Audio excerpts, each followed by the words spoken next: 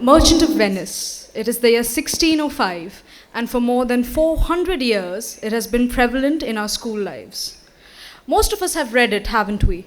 We all know how it ends, with Portia outwitting the wily Shylock. But what if that were changed? The course of events drifts upon a different path, and the end may not be what it seems.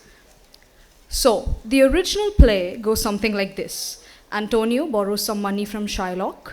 Shylock finds out about his daughter's elopement, but also about Antonio's sinking ship, not knowing whether to feel delight or despair. Uh, Concurrently, Bassanio wins Portia's hand in marriage. The couple hear about Antonio's misfortune, and Portia goes to a monastery to hatch a plan. And the grand finale, the creme de la creme, Portia in court as she fiercely defends her lover's friend. My peers from grade 10 have imagined a different ending, one you might not have expected. Now, let us set our scene on a street in Venice, where Antonio and Bassanio are here to strike a deal with Shylock. 3,000 ducats. Yes, sir, for 3 months. 3 months. Antonio will be surety for me. Oh yes, indeed. Can you help me? I await an answer. Antonio is a good man. Have you heard any accusations to the contrary? No. Well, he's a reliable person with unreliable needs. His ships sail from one corner of the globe to the other with untimely schedules. The dangers of sea storms and rocks also lie. However, Antonio's sufficient surety all the same. 3,000 ducats. I might just take this bond. This is Signor Antonio. He looks like a fawning publican. I hate him for he is a Christian. But even more because he foolishly lends out money without interest. He brings down the rate of interest for the rest of us in Venice. Shylock, do you hear? Greetings, my good sir. You've just been the subject of our conversation. Shylock, I neither lend nor borrow. I never take another man's money, nor do I give my own. However, my good friend here has needs to be met. So, I shall break out of this habit. 3,000 ducats. It is a large sum. 3 months from 12. Let me see the rate. Will you lend the money or not? Signor Antonio, often have you abused me in the Rialto for my money lending practices. I have shrugged it off patiently, for patience is the badge of our race. You have called me a non-believer, a merciless dog, and spit on my long Jewish robe. And now it appears that you need my help? Am I supposed to say that a dog has no money? Or should I bow down and give the money out of politeness? I will do it all again if I want to. If you lend me money, do not lend it to me as if I am your friend. Lend it as if I am your enemy. If I should fail to abide by your contract, you shall exact the penalty from me. I will give you what you have asked for without any interest in my money. This is kindness that I offer you. Indeed, that is kindness. I will show you this kindness. Let us go to the notary and there put a signature on the bond. As a pleasant joke, we shall make an agreement that if you do not pay back the sum involved in this transaction on a fixed day at an agreed place, let us specify as penalty an exact pound of your flesh. I agree to such terms. You will not sign such a bond for me. I will rather live with whatever I have. Fret not. Shylock, I'll seal under this bond. Then meet me soon at the notary's office and inform him of this funny bond. We shall meet soon. The Jew becomes a Christian, for he grows kind. I do not trust the kind words uttered by one with the mind of a villain. There is nothing to worry about. My ships will be back a month before the agreed date. Come, let us make preparations for the bond. Ah, well, that's what he thinks, doesn't he? But we all know better by now. Scene 2 has Salerio and Salanio informing us about the fate of Shylock of Antonio's ships. But, oh, what has transpired here? Where is Shylock's daughter Jessica? What news on the Rialto? There is apparently confirmed report stating that one of Antonio's ships has sunk with expensive cargo. Oh, I hope it's just an ignorant rumor. Nothing to worry about. However, we might just consider that he has lost his ships. Yeah, I believe. Aye, watch out for the devil. You knew better than anyone else that my daughter has loped. Shylock, for his part, knew that a young bird was ready to fly. Well, she be damned for it. My own flesh and blood to rebel. Oh, please, please, please. There's more difference between you and her as there is between black and white. But tell us, have you heard whether Antonio's ships have been sunk or not? There, I have another bad bargain with a spendthrift. Let him look to his bond. I will relish the consequence. Well, I'm sure that if he fails to pay in time, you won't be taking his flesh. What good is that for? To bait fish. If it does not feed the fish, it will feed my hunger for revenge. He has humiliated me and made fun of my earnings. He has laughed at my gains and mocked my losses. He has despised my race, interfered in my business, diminished my friends and incited my enemies. And why? What's his reason for doing this? Because I am a Jew. Does a Jew not have eyes, hands or legs like a Christian? Do we not have passions or affections like a Christian? Do we not bleed or do we not laugh like a Christian? And most of all, when we are wrong, do we not want revenge? The villainy you teach me, I will execute. And it will go hard, but I will be the better instructor. What is he saying? Come, come, let's go to Antonio's lodge. In the meanwhile, as we move on to the third scene, Tubal reveals news to Shylock that has him elated. Jessica's treachery, however, leaves him still in a state of ruin.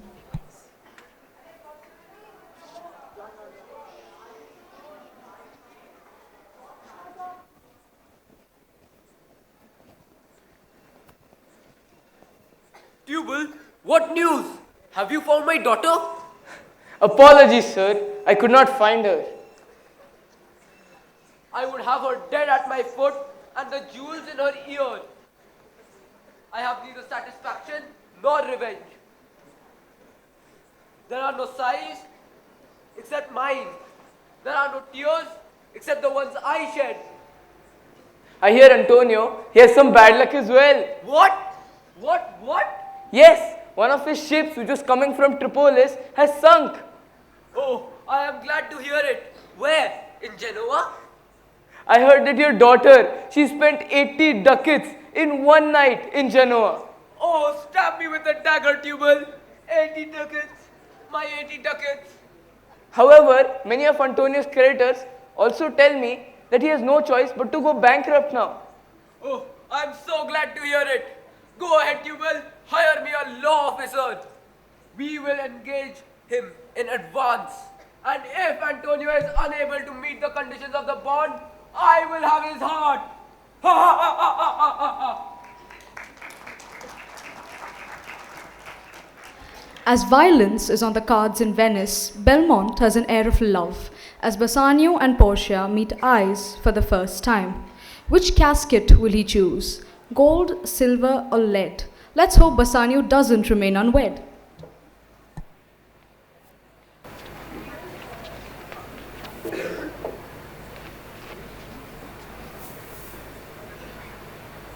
Must you choose the caskets already? My fair ladies, fate does not wait for anyone.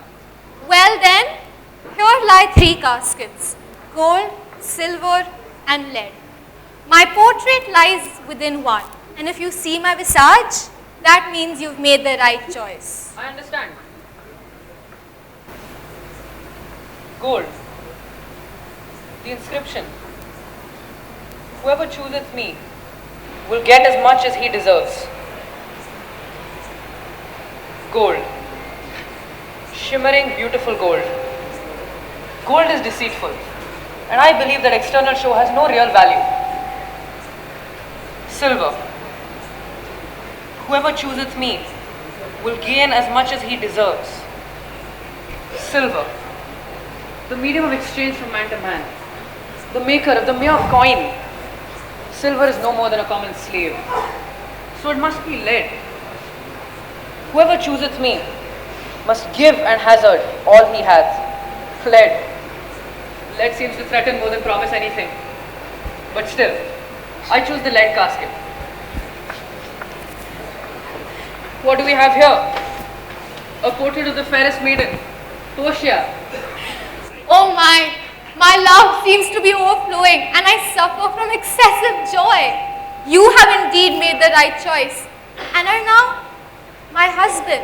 This land, this money, this house and me, they're all yours.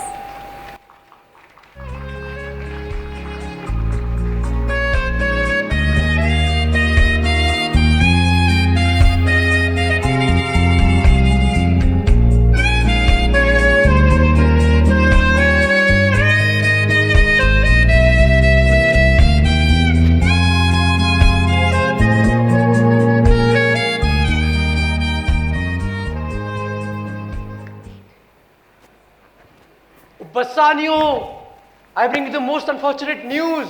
Unfortunate news? What is it? Here.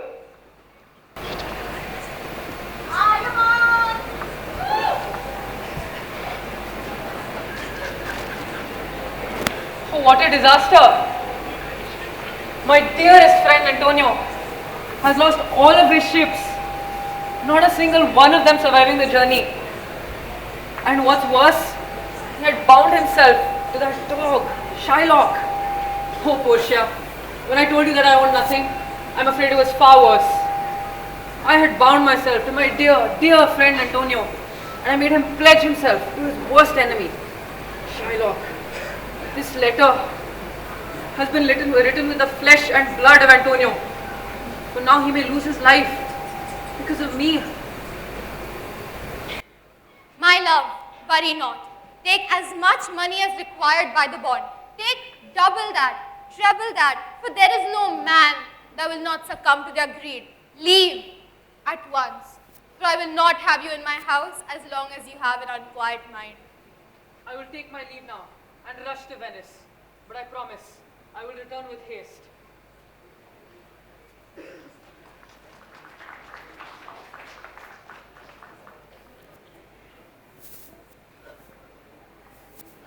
Madam, if I may say so in front of you, I believe you have the noble will of a god, and this is most apparent in the way you are dealing with the absence of your husband.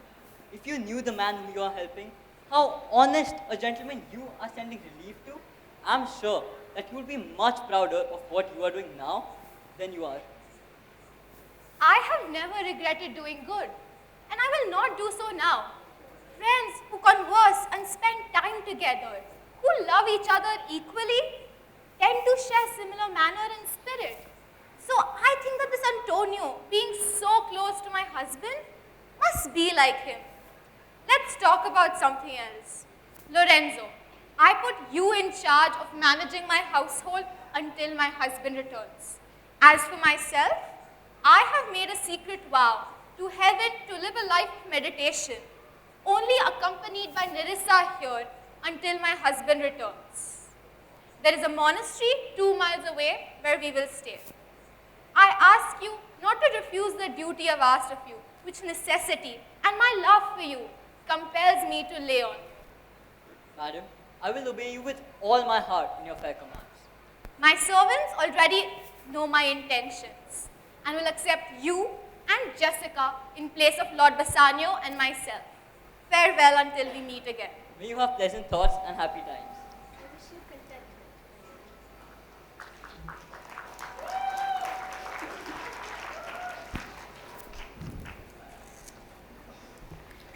We finally arrive at the most famous scene of all. The Venetian court will preside upon a rather burdensome case. Flesh and blood are on the line.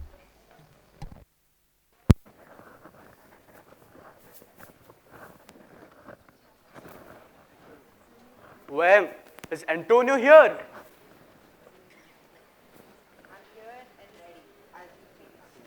I'm so sorry for you.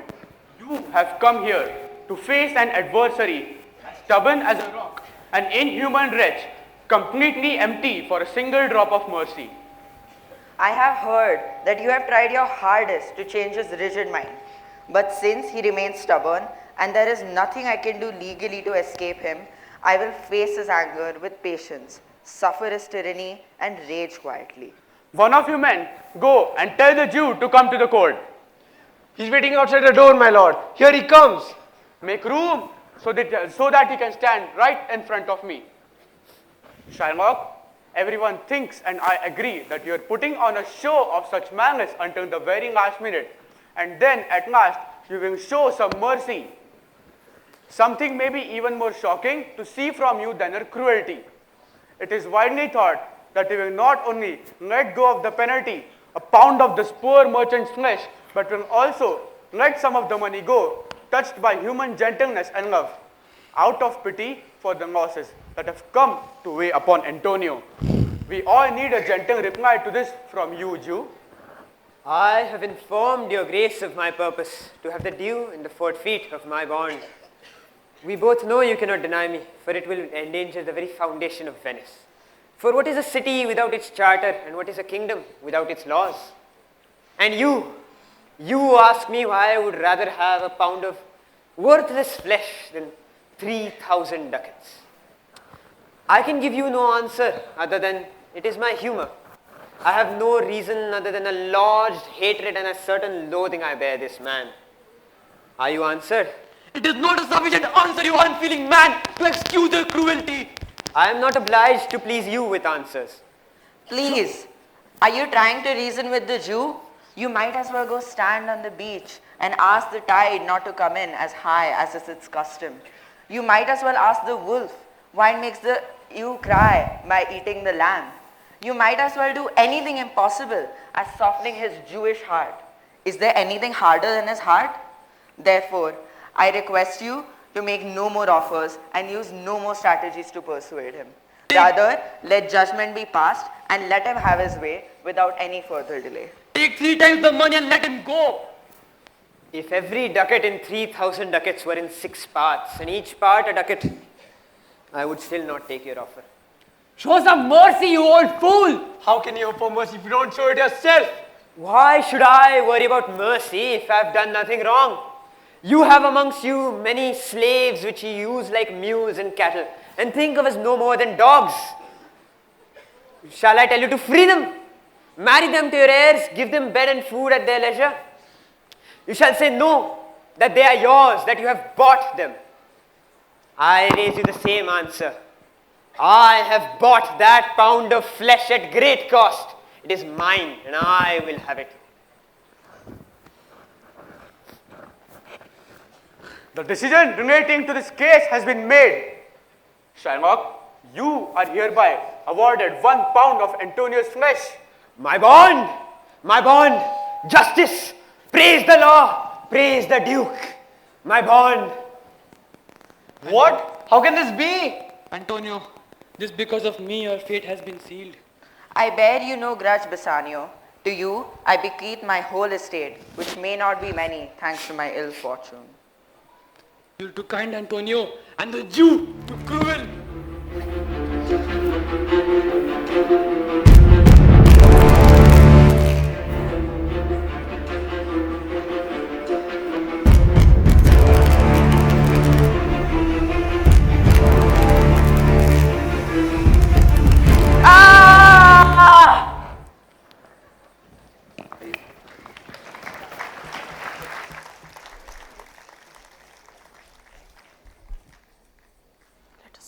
Shock, horror, oh what a horrendous turn of events. Bassanio must be heartbroken. Lord Bassanio must be returning home by now. Let us leave. I hope our prayers have reached God and saved Antonio from his fate. Maybe if we would have intervened, Antonio would have had a better chance at survival. What nonsense, Nerissa. God knows what's gotten into you. Let us move on to Belmont, where Portia awaits Bassanio's arrival.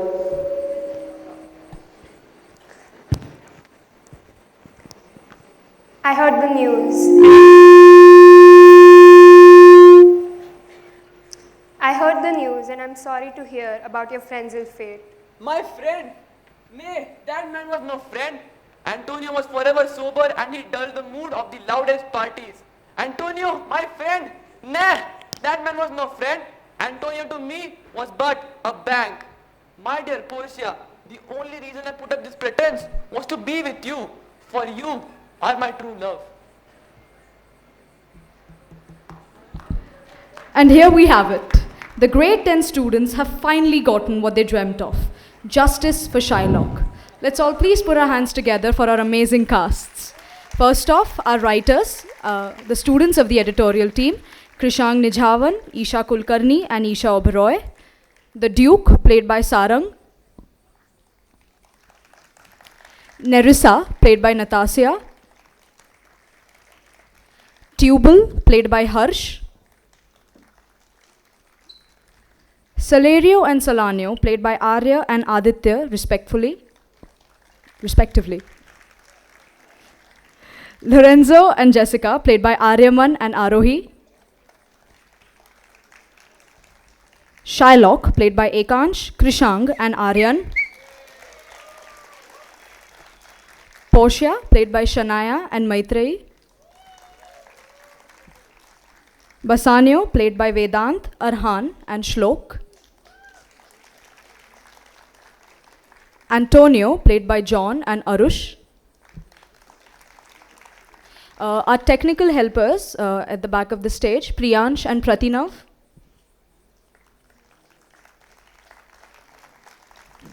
And me, your humble narrator, Adiya.